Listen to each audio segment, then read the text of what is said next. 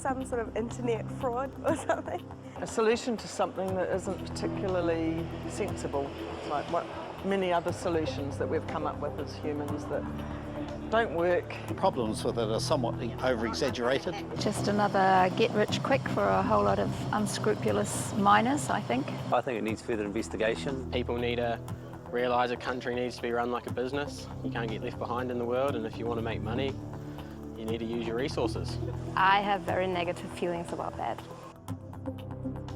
Exploitation of unconventional gas involves pumping millions of gallons of a mixture containing water, sand and chemicals at pressures of up to 15,000 pounds per square inch into the target geology to fracture the rock and release the trapped gas.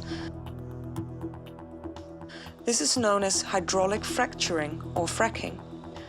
Approximately 40% what is pumped down the well is actually recovered.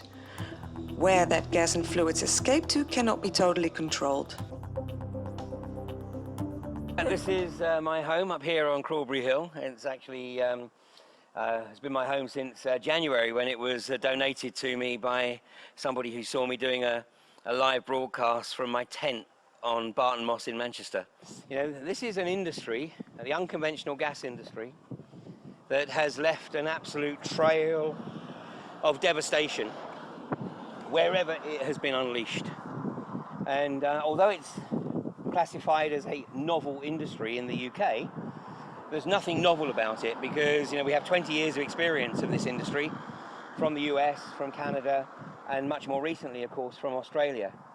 And, you know, the evidence of the damage, the contamination to water, soil, air, the impact on people's health is absolutely horrendous. One well that has been drilled and subjected to a full frack, and that was at Priest Hall over the other side of the country near Blackpool in 2011, and that resulted in 2 minor seismic events, one on April 1st and the following one on May 27th, which resulted in some 80 properties being damaged. François Hollande, the president of France, and he upheld the presidential ban on hydraulic fracturing that was imposed by his predecessor, Sarkozy.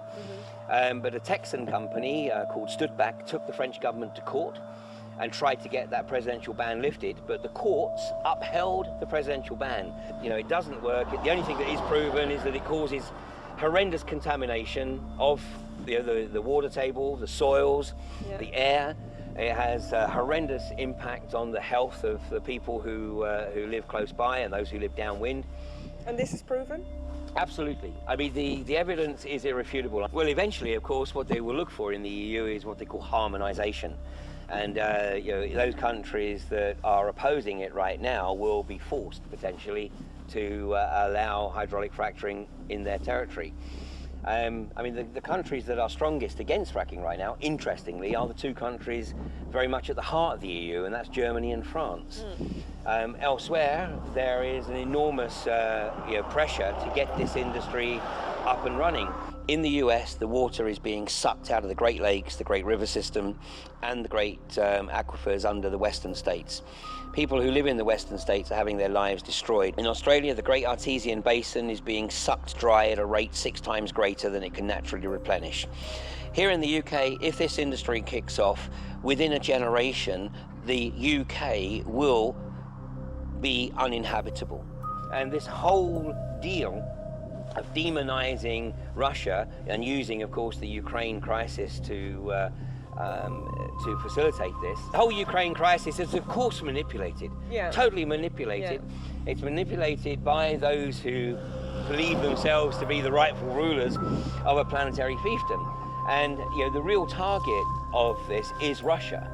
And the reason being is that Putin has done an amazing job, of course, of gaining significant independence from the global banking establishment.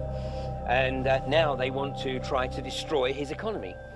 And Russia, of course, does export gas into Eastern Europe and into Germany.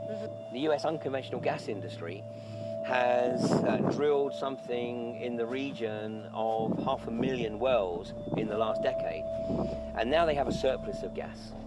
So the US is desperate to find an export market for this surplus gas.